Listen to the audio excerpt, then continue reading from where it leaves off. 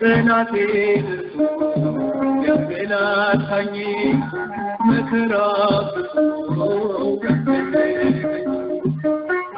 አላቋርጥም ምስጋና ውለታሽ ስምሽን ጠርቼ መቼ ማርያምዬ መቼ እረሳለሁ የምጽናናበት ስምሽ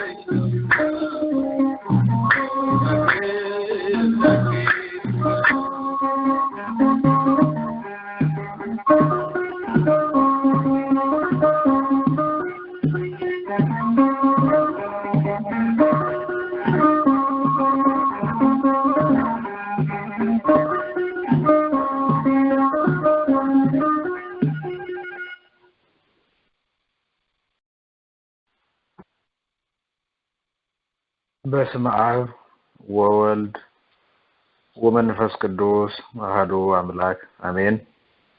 የተወደዳችሁ አይንተ እግዚአብሔር ካህናት አባቶቻችን፣ ዲያቆናት ወንድሞቻችን፣ መምህራነ ወንጌል በዚህ ላይ ያላችሁ ወንዶችም ሴቶችም እናቶች አባቶች ወንዶችን ወንድሞችና እህቶች ሕፃናትም ጭምር ይህንን ድምጽ የምትሰሙ ሁሉ እንደምን ዋላችሁ፣ እንደምን አረፈዳችሁ፣ እንደምን አደራችሁ።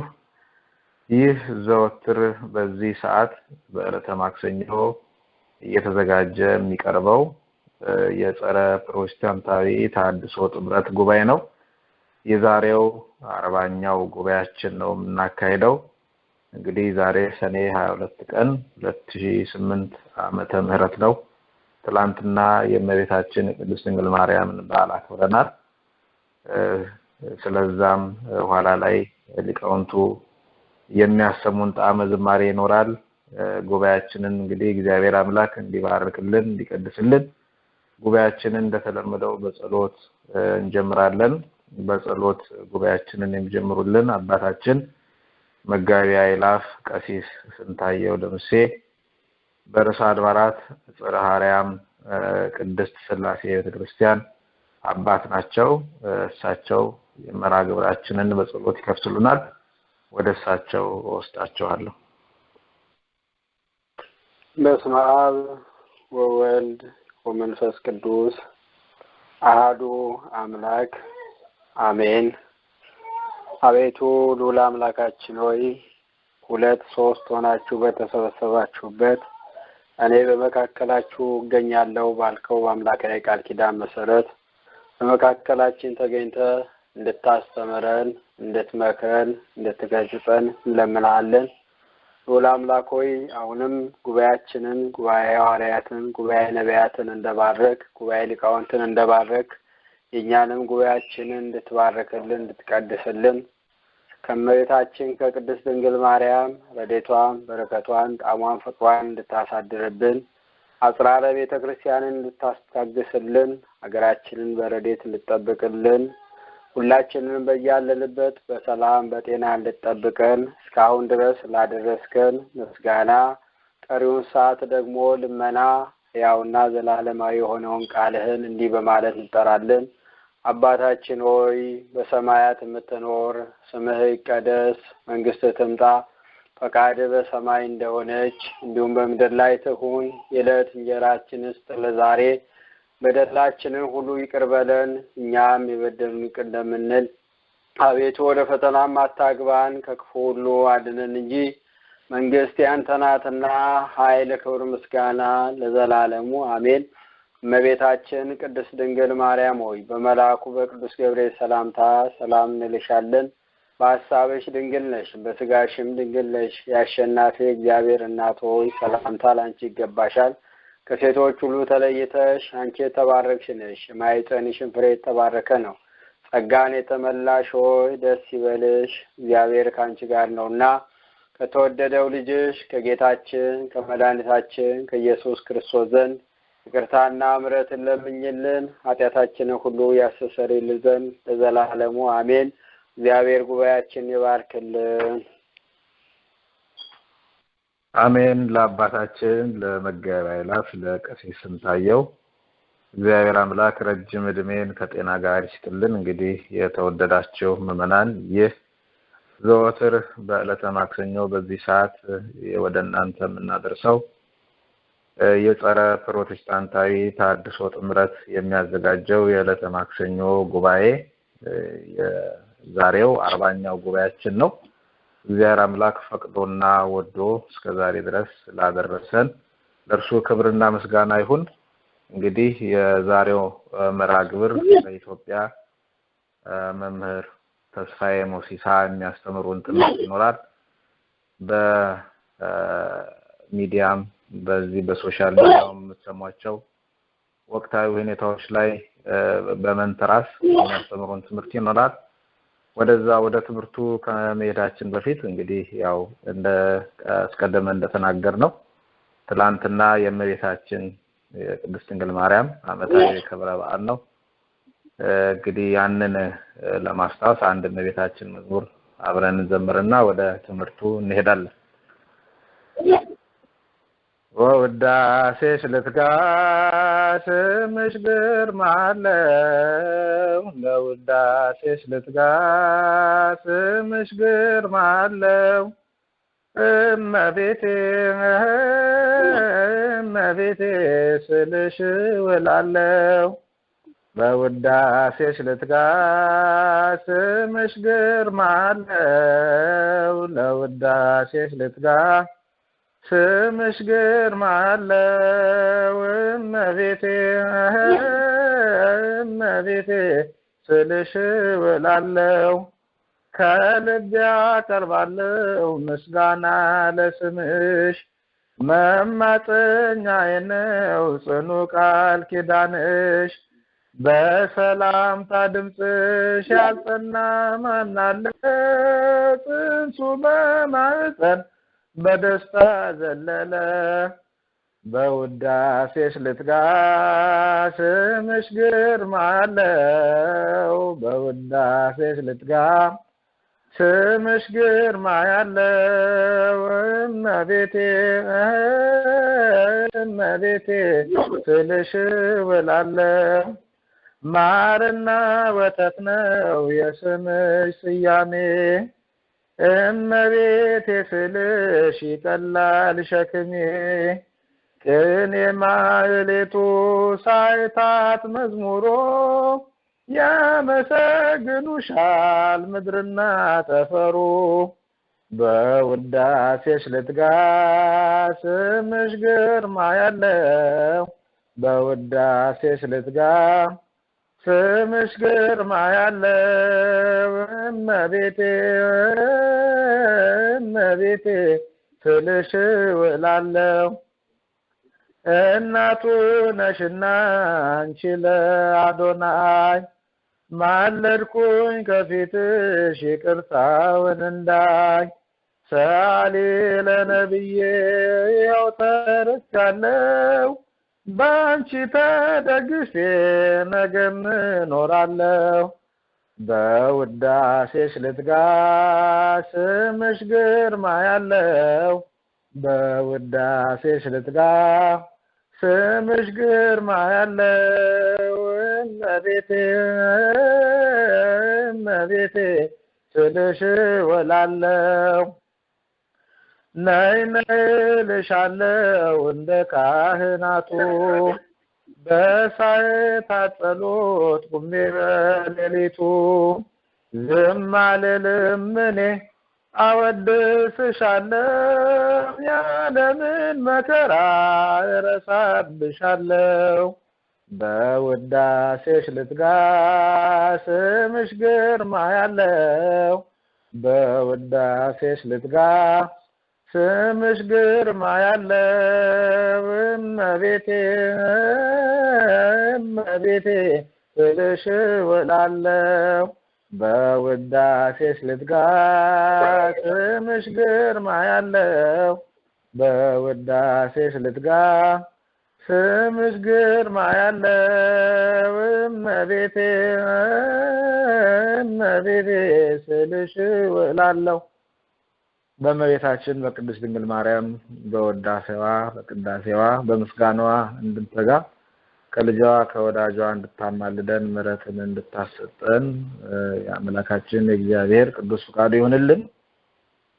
የተወደዳችሁ የእግዚአብሔር ቤተሰቦች እንግዲህ አስቀድመን እንደተናገርነው ይህ ዘወትር ማክሰኞ በዚህ ሰዓት ወደ እናንተ የምናደርሰው የጸረ ፕሮቴስታንታዊ ተሐድሶ ጥምረት የሚያዘጋጀው የዕለተ ማክሰኞ ጉባኤያችን ነው። እንግዲህ የዛሬው የ40ኛው ጉባኤያችን ነው። እግዚአብሔር አምላክ እንደወደደና እንደፈቀደ አሁን የምናልፈው ወደ ቀጣይ መርሃ ግብራችን ይሆናል።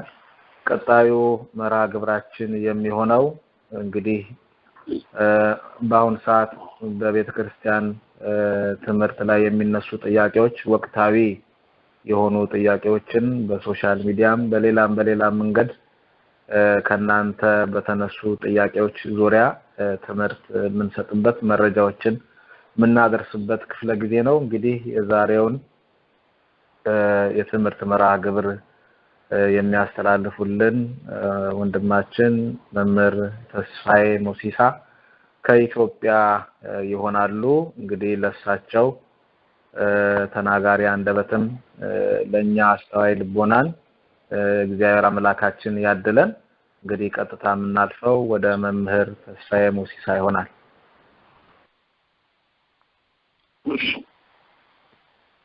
በስመ አብ ወወልድ ወመንፈስ ቅዱስ አሐዱ አምላክ አሜን። አምላካችን ልዑል እግዚአብሔር ሆይ በዚህ ለዚህ ሰዓት ስለ ክብርህ ስለ ስምህ ስለ ቅጥርህ እንድንነጋገር ስለፈቀድክልን ክብርና ምስጋና ለስምህ ይሁን። በመላው ዓለም የምትገኙ የኢትዮጵያ ኦርቶዶክስ ተዋሕዶ ቤተክርስቲያን ማህበረ ካህናት፣ ሊቃውንተ ቤተክርስቲያን፣ መምህራን፣ አበው መነኮሳት፣ አኀው ዲያቆናት እንዲሁም ምእመናን ሁላችሁ በልዑል አምላካችን በእግዚአብሔር ሰላምታዬ ይድረሳችሁ።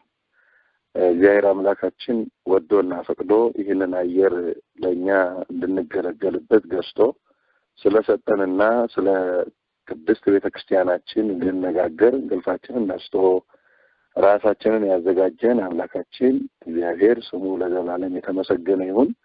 በሚቀጥለውም ጊዜያት ሁሉ ለስሙ ለክብሩ ለቤቱ እንድንነጋገር መንፈሳዊ ኃይልና ብርታትን እንዲሰጠን በጎ ፈቃዱ ይሁንልን። እንደሚታወቀው በመርሃ ግብር መሪው በመምህር እንደተነገረው ይህ ጸረ ተሐድሶ ጥምረት በአሜሪካ ያለው ቅርንጫፍ ይሄንን የግንዛቤ ማስጨበጫና ለተለያዩ ጥያቄዎች መልስ መስጫ መርሃ ግብር ሲያዘጋጅ 40ኛ ክፍል ሆኖታል። ይህንን ሁሉ ጊዜ ሲያቋርጥ ሲሄድ የእግዚአብሔር ፈቃድና ውዴታ በመሆኑ አምላካችን እግዚአብሔር ጠላቶቹን እያቆመለት እያገዘው እዚህ ደርሷል። አሁንም ከዚህ በኋላ ረድቶን አግዞን ለቤተክርስቲያናችን የምንሰራበትን ሰፊ ዘመን እንዲያድለን በጸሎት እየጠየቅኩኝ በቀጥታ የሚሄደው ለዕለቱ ወደ ተዘጋጀው ትምህርት ይሆናል። አምላካችን እግዚአብሔር ቢረዳን በዚህ ዕለት የምንነጋገርበት የትምህርታችን መነሻ የምናደርገው በበሩ የማይገባ ሌባ ነው በሚል ይሆናል። በዚህ በዮሐንስ ወንጌል በምዕራፍ 10 ቁጥር 1 ላይ የሚገኘው ኃይለ ቃል መነሻ አድርገን ነው የምንነጋገረው።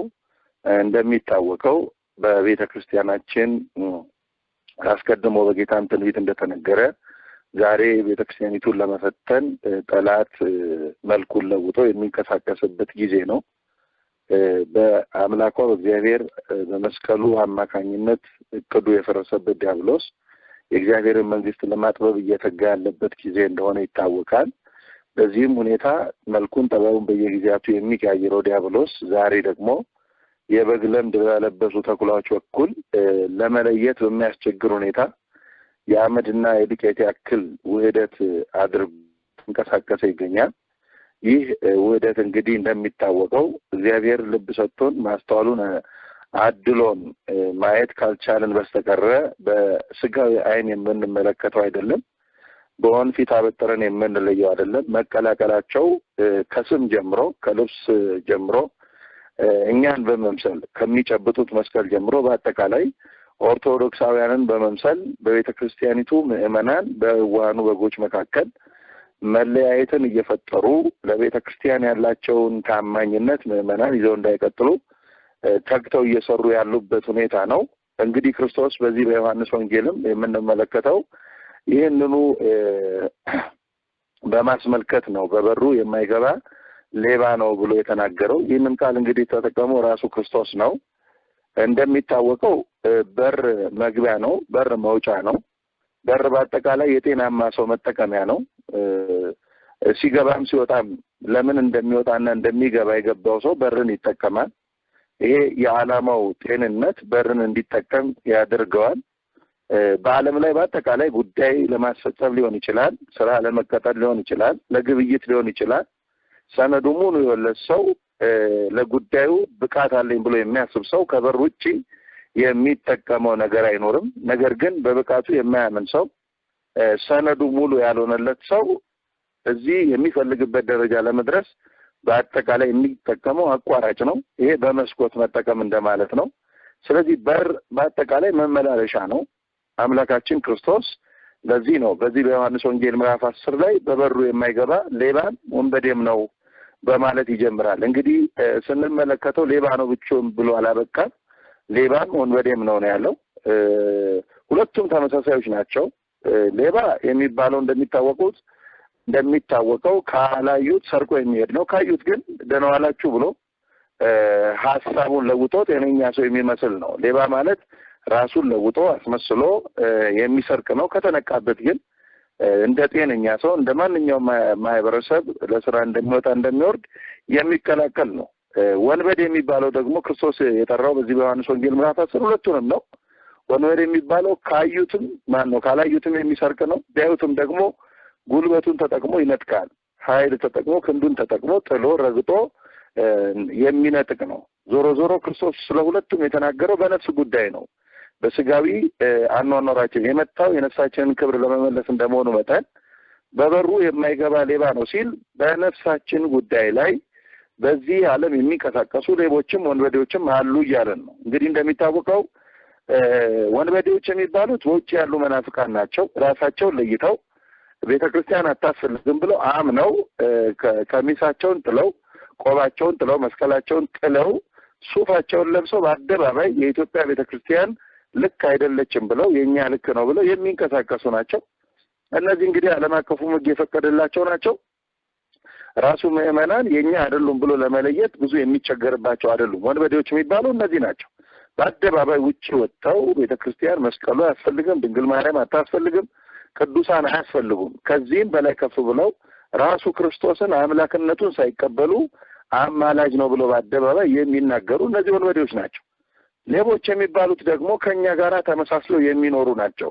እስካልተነቃባቸው ድረስ ቆባቸውን እንደለበሱ መስቀላቸውን እንደጨበጡ ቀሚሳቸውን እንዳደረጉ የፕሮቴስታንት ክንፎች ሆነው የሚጫወቱ ናቸው። ደግሞ ከተነቃባቸው ማርያምን ኦርቶዶክሳዊ ነኝ፣ ስሜን ሊያጠፉ ፈልገው ነው፣ እንዲህ ሊያደርጉ ፈልገው ነው እያሉ የምዕመናንን ዓይን መያዝ የሚፈልጉ እስኪነቃባቸው ድረስ ውስጥ ሆነው የሚሰሩ ናቸው። እንግዲህ ክርስቶስ የተናገረው ስለነዚህ ነው፣ በበሩ የማይገባ ሌባ ነው በማለት። ዛሬም በጥቂቱ የምንነጋገረው በዚህ ርዕስ ላይ ይሆናል። እንደሚታወቀው ብዙ ሊቃውንትም በትምህርት ቤት ያለፋችሁ በአውደ ምሕረትም ያላችሁ የምታስተምሩ ወንድሞች እንደምታውቁት ይሄ የዮሐንስ ወንጌል ምዕራፍ 10 የእረኞች ምዕራፍ ይባላል፣ የበጎች ምዕራፍ ይባላል። ክርስቶስ ስለ እረኞችና ስለ በጎች በሚገባ እረኛ ምን መምሰል እንዳለበት እረኛውንስ እንዴት መቀበል እንዳለብን አስረግጦ ያስተማረበት ክፍል ነው። በጎች የተባሉ ምዕመናን ናቸው። እረኛው ራሱ ክርስቶስ ነው የመጀመሪያው። ቀጥሎ ደግሞ በእርሱ ምትክ ራሱ የሚሾማቸው እንደራሴ የሚያደርጋቸው ቤተክርስቲያንና ምዕመናንን ከተኩላ የሚጠብቁ ናቸው። ስለዚህ ይሄ ምዕራፍ ልዩ ምዕራፍ ነው። ይሄንን ምዕራፍ ክርስቶስ ያስተማረበትም ምክንያት አለው። የመጀመሪያው አይሁድ ራሱ ክርስቶስን ያልተቀበሉበት አንዱ ምክንያት ምንድነው? አንተ ትንቢት ያልተነገረልህ ሱባኤ ያልተቆጠረልህ ነህ፣ ክርስቶስ አይደለህም እያሉት ስለነበረ ይሄንን መልስ ለመስጠት ትንቢት ሳይነገር የሚመጣ ሌባ ነው፣ እኔ ግን ትንቢት የተነገረልኝ የባህሪ አምላክ ነኝ፣ ዘቦአ እንተ ኀቤ ውእቱ ይድህን፣ በእኔ የሚገባ እርሱ ይድናል በማለት በበጎች በር የማይገባ ግን ሌባ ነው በማለት ነው የተናገረው። እኛ ኦርቶዶክሳውያን ምዕመናን እንኳን አይደለም ዛሬ አስመስለው የሚመጡትን ቀርቶ ራሱ ክርስቶስን ስለ ክርስቶስ አምላክነቱን የእግዚአብሔር ልጅነቱን የተቀበልነው እርሱ ስለነገረን ብቻ ሳይሆን ነቢያቱ የተናገሩት ትንቢት ከእርሱ ጋር ተስማምቶ ስላገኘነው ነው።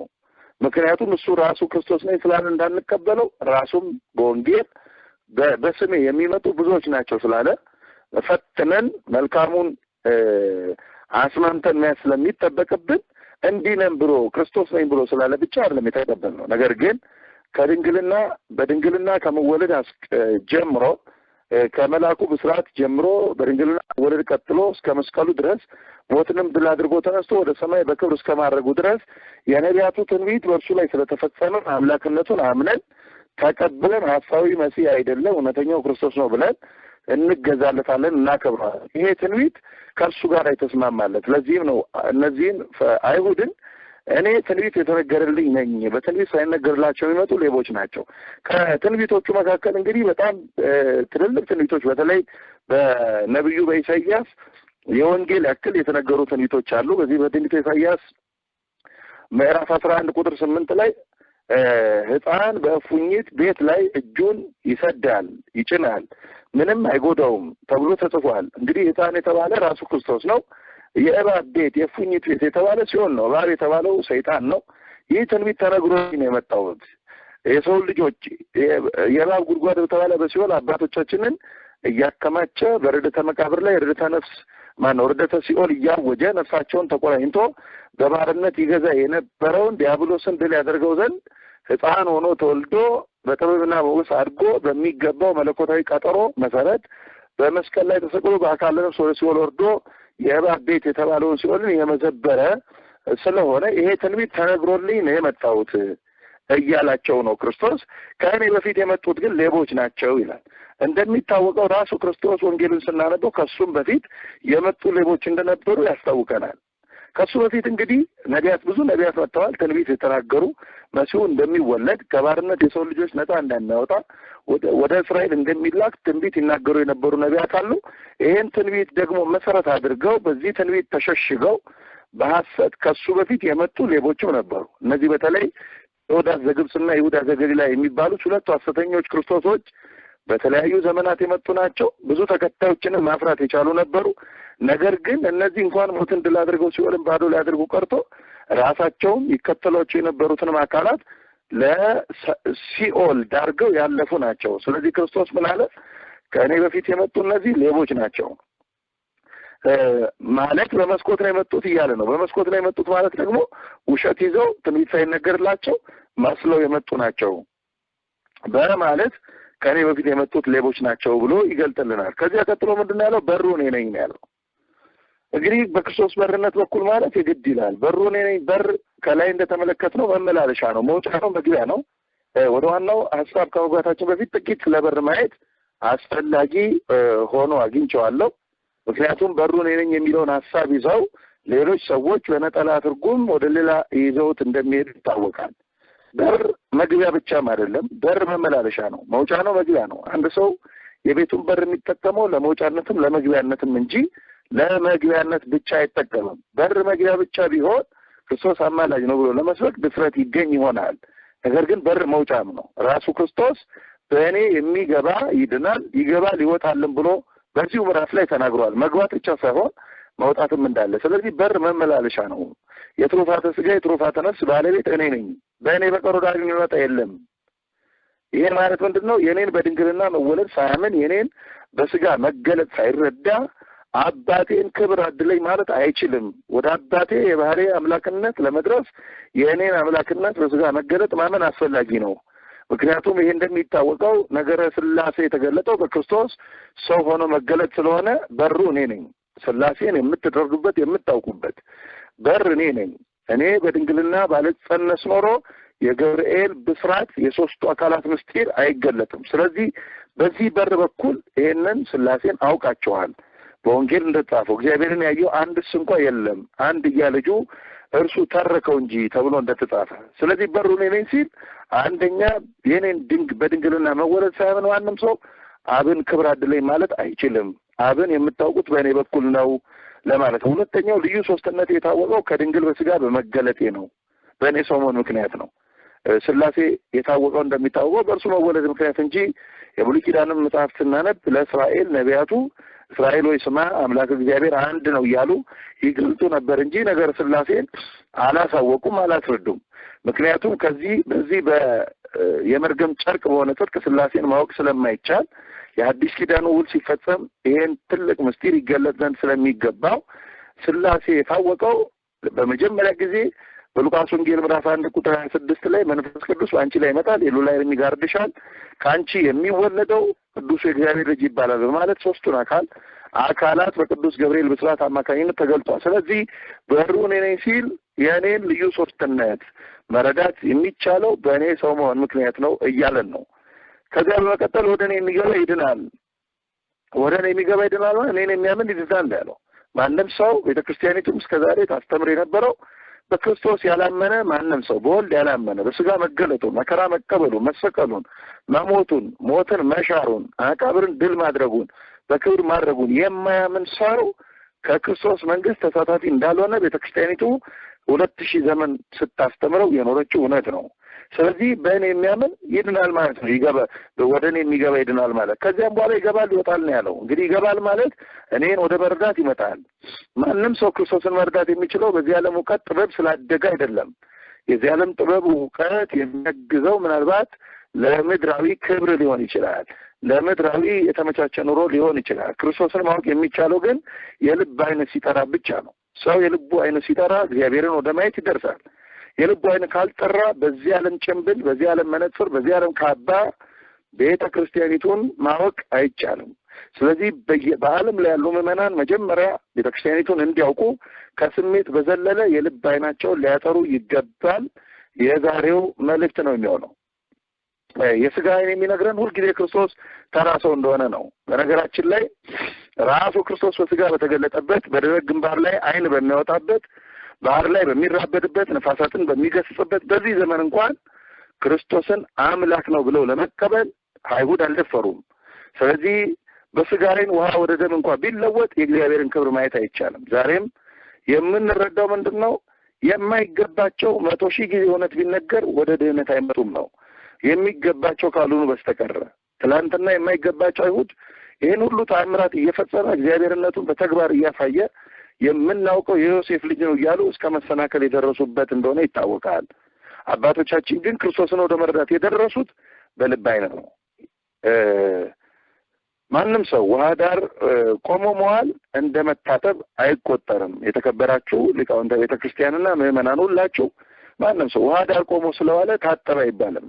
ታጠበ ለማለት ውሃ ውስጥ መግባት ግድ ይላል። ብዙ ሰው ዛሬም የመጽሐፍ ቅዱስን ዳር ዳር እየዞረ ገብቶኛል ተረድቻለሁ በማለት ቤተ ክርስቲያኒቱን እየተዋጋት ይገኛል። ብዙ ምዕመናንም እያሳተ ይገኛል። በነገራችን ላይ የዚህ ዓለም ሊቃውንት ይላሉ በእውቀት ደረጃ 4 አይነት ሰዎች አሉ ይላሉ። የመጀመሪያዎቹ አዋቂዎች ናቸው፣ ማወቃቸውንም ያውቃሉ። ሁለተኞቹ አዋቂዎች ናቸው፣ ነገር ግን ማወቃቸውን የማያውቁ ናቸው። ሶስተኞቹ አላዋቂዎች ናቸው፣ አለማወቃቸውንም የሚረዱ ናቸው። አራተኞቹ ደግሞ እና ከባዶቹ አላዋቂዎች ናቸው፣ ነገር ግን አለማወቃቸውንም የማያውቁ ናቸው። የመጀመሪያዎቹ ስንመለከት አዋቂዎች ናቸው፣ ማወቃቸውን የሚያውቁት እንደሚገባ መጠን ለሕዝቡ እውቀታቸውን የተቀበሉትን ያደርሳሉ፣ የሰው ልጅ ያድኑበታል። ሁለተኞቹ ደግሞ ማወቃቸውን የማያውቁት ከትህትና ብዛት የተነሳ እኔ አላውቅም በማለት ተሰውረው የሚኖሩ ናቸው። እነዚህን ክሊክ ማድረግ መንካት ያስፈልጋል። ልክ እንደ ሻኪስ ወርቅ አለ በውስጥህ አውጣው ብሎ መቀስቀስ የሚገባቸው ሊቃውንት ናቸው። በተለይ ዛሬ ላይ በትህትና ብዛት ተደብቀው ቤተክርስቲያን ስትፈተን የሚመለከቱ በየትኛውም ዓለም ያሉ ሊቃውንት በዚህ ጉዳይ ላይ ሊጮሁ የሚገባቸው ዘመን ነው። አንዱ የዚህ ጥምረትም ዓላማ እነዚህ ሊቃውንት መቀስቀስ ነው። ቀስቅሶ የቤተክርስቲያኒቱ አጥር እንዲሆኑ ማድረስ ነው። ሶስተኞቹ አላዋቂዎች ናቸው፣ አለማወቃቸውንም የሚያውቁ ናቸው። እነዚህ እውቀት አለማወቅ ኃጢአት አይደለም፣ ትሑታን ናቸው፣ ለመማር ጆሮአቸውን የሚሰጡ ናቸው፣ ክፍት ናቸው። ስለዚህ እነዚህን ማስተማር ነው። አራተኞቹ ግን አላዋቂዎች ናቸው፣ አለማወቃቸውን የማያውቁ እነዚህ ከባዶች ናቸው። እነዚህን በውይይትም የምናመጣቸው አይደሉም። ከመሸሽ ውጭ ምንም አማራጭ አይኖረውም።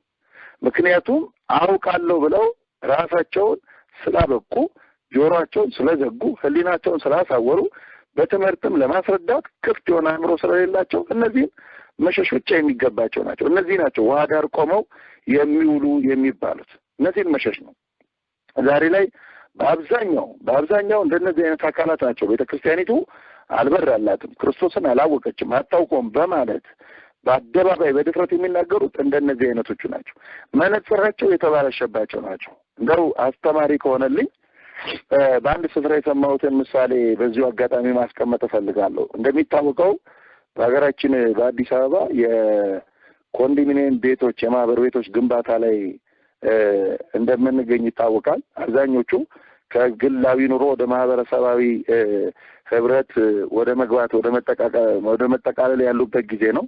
የኮንዶሚኒየሞቹ ቤቶች ደግሞ ብሎክ ያላቸው ናቸውና አንዲት ሴት በምትኖርበት ቤት ሆና ሁልጊዜ ጠዋት እየተነሳች ማዶ ወዳለው ብሎክ መስኮቷን እየከፈተች በመስታወቷ በኩል ታያለችና እቺ የምትመለከተው ሴት ሁልጊዜ የምታየው በማዶ ያለችው ሴት ልብስ እያጠበች ማስጫዋ ላይ ስታሰጣ ነው የምትመለከተው። ግን ልብሱ ሁልጊዜ ቆሽሾ ነው የሚታያት፣ አንድም ቀን ንጹህ ሆኖ አይታያትም። እና እንደውም ባሏን እየጠራች ምንድን ነው የምትለው ይቺ ሴት እና ተመልከት፣ ይቺ ሴት አንድ ቀን ልብሷ ጠርቶ አያውቅም፣ ምን አይነት ሙያ የሌላት ሴት ናት፣ እንደው ይብላኝ ለባሏ እያለች ሁልጊዜ ትከሳታለች። እና ባልየውም ሁሉ ሳይ ልብሷ የቆሸሸ ሆኖ ይታየዋል። እና አንድ ቀን ምንድን ነው ያደረገው? ሚስቱ እንደተኛች ይቺ ሴት እውነትም ልብስ ማጠብ የማትችል ሆኖ ነው ወይስ እኛ ጋር ነው ችግር ያለው ብሎ ሲመለከት አሁንም ቆሽሾ ይመለከተዋል። ቀስ ብሎ ምን አደረገ? የቤቱን የመስኮቱን መስታወት ሲከፍተው መስታወቱ ላይ ያለው ጥቀርሻ እርግፍ እያለ መውደቅ ይጀምራል። እና በመስኮቱን ከፍቶ በማዶ ሲመለከት የተመለከተው ነገር ምንድን ነው? ሴትዮዋ ልብስ ንጹህ ነው። ከዚያ በመቀጠል ልብሱን መስታወቱን ያጥብና በደንብ አድርጎ አጥቦ ጠርጎ በጋዜጣ ወልውሎ ንጹህ አድርጎ ዘግቶ ሲመለከተው ልብሱ የሴትዮዋ ንጹህ ሆኖ ይመለከተዋል። እና ባለቤቱን ወደ ይጠራና የተበርከሽ እስቲ ዛሬ ልብሷን ሲል ሴትዮዋን ስታየው ልብሱ ንጹህ ሆኖ ይታያታል። እና እንዴ ዛሬ ማን ያስተማራት ይችን ሴት? ትላንትና ከትላንት ወዲያ እኮ ታጥብ የነበረው እንዲህ አልነበረም፣ ማን ነው ሙያዋን ያስተካከለላት ብላ ስትል ባለቤቷ ምን አላት ይባላል? በሚስቴ ይቺ ሴት እስከ ዛሬም ድረስ ልብሷ ንጹህ ነው፣ አንድም ቀን ሳታጠራ ቀርታ አታውቅም። ችግሩ የኔና አንቺ የመስኮታችን መስታወት ላይ ነው። መስታወታችንን አጽድተነው አናውቅም። የተሸከመው ጥቀርሻ የሴትዮዋ ልብስ ንጹህ ሆኖ እንዳይታየን አድርጎናል። መስታወቱን ስላጸዳሁት ነው አላት። ዛሬም ልክ እንዲሁ ነው። የተገጠመልን መነጽር በመነጽራችን ልክ ነው የምንመለከተው። ማንም ሰው ሰማያዊ ከለር ያለው መነጽር አጥልቆ ነጭ የሆነውን ደመና ሰማይ ተመልከት ቢባል ሰማያዊ ሆኖ ነው የሚታየው። መናፍቃንም ዛሬ በጥላቻ መነጽራቸው ቤተክርስቲያንን ስለሚመለከቱ ቤተክርስቲያኒቱ እውነት መስላ አትታያቸውም። ስለዚህ ምዕመናን ዛሬ መነጽራቸው ሳይበላሽባቸው ቆም ብለው የሚያስቡበት ጊዜ ነው የዛሬው ሌላ መልእክትና ስለዚህ ምንድነው ክርስቶስን መረዳት የሚቻለው የልብ አይነ ሲጠራ ነው። ወደ እኔ ይገባል ማለት እኔን ወደ መረዳት ይደርሳል። ሌላው ወደ እኔ ይገባል ማለት ወደ ሃይማኖት ጠልቆ ይገባል ማለት ነው። ስለዚህ ይገባል ከአብ ጋር እኩል መሆኔን ይረዳል፣ ያውቃል ማለት ነው። ከዚያ በኋላ ነው ይወጣል የሚለው። እንግዲህ ወዴት ነው የሚወጣው ነው? ከገባ በኋላ ይወጣል። እሱን ወደ መረዳት ሃይማኖትን ጠልቆ ወደ መረዳት ከደረሰ በኋላ ይወጣል። ምን ሊሰራ? ምግባር ሊሰራ ይወጣል። ክርስቶስን ካወቀ በኋላ ለመጸለይ ይወጣል። በአጠቃላይ ለታላቅ ክብር መውጣት ይችላል። ወጥቶ ከነ ክብሩ መመለስ ይችላል።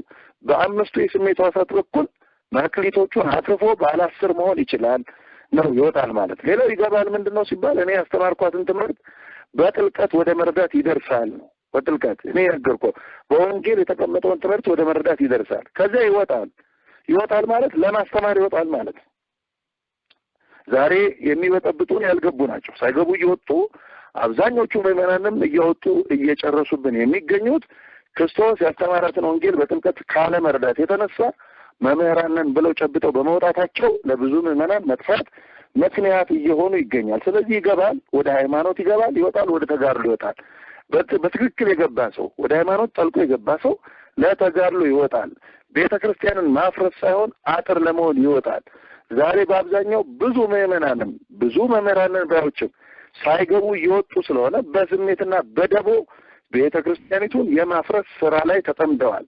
ለዚህ ነው ክርስቶስ የገቡ ሰዎችን ሲናገር በመጨረሻው ዘመን በተቀደሰው ስፍራ ርኩሰት ቆሞ ይታያል፣ ያን ጊዜ ግን አንባቢው ያስተውል ነው ያለው። ማስተዋል መነጽራቸው የተስተካከለላቸው ሰዎች በደቦ እያፈረሱ ያሉትን ቤተ ክርስቲያኒቱን እያጠፉ ዝክረ ታሪኳን እያበላሹ ያሉ አካላትን በደንብ መረዳት ይችላሉ። ይሄን ለማወቅ ግን መጀመሪያ በትክክል ወደ ሃይማኖት ጠልቆ መግባት ይገባል። የማንም ደጋፊ ከመሆናችን በፊት አስቀድሞ ቀኖና ቤተክርስቲያን፣ የዶግማ ቤተክርስቲያን፣ ትውፊተ ቤተክርስቲያን ምን ይላል፣ እነዚህን አጥሮች ላፈርሳቸው አይገባም ብሎ ማሰብ ከአንድ ምዕመን፣ ከአንድ ካህን፣ ከአንድ ሰባኪ፣ ከአንድ ዘማሪም የሚጠበቅ ነው። እነዚህን እስካልጠበቀ ድረስ ክንፍ ያወጣ እንኳ ቢሆን በበሩ ስላልገባ እሱ ሌባ ነው። ይሄን የነገረን ክርስቶስ ነው። ስለዚህ ምን አለ? ይገባል፣ ይወጣል፣ መሰማሪያም ያገኛል ነው ያለው። እንግዲህ ዋናው ነጥባችን ይሄ ነው። መሰማሪያ ምንድን ነው? መሰማሪያ ነው። ገብቶ ከወጣ በኋላ መሰማሪያ አንዱ ትዳር ነው። ትዳር መሰማሪያ ነው። ሃይማኖት ገብቷቸው የተረድቱ በስርዓተ ተክሊል በስርዓተ ቁርባን ጋብቻቸውን የሚፈጽሙ ትንሿን ቤተክርስቲያን ይመሰርታሉ።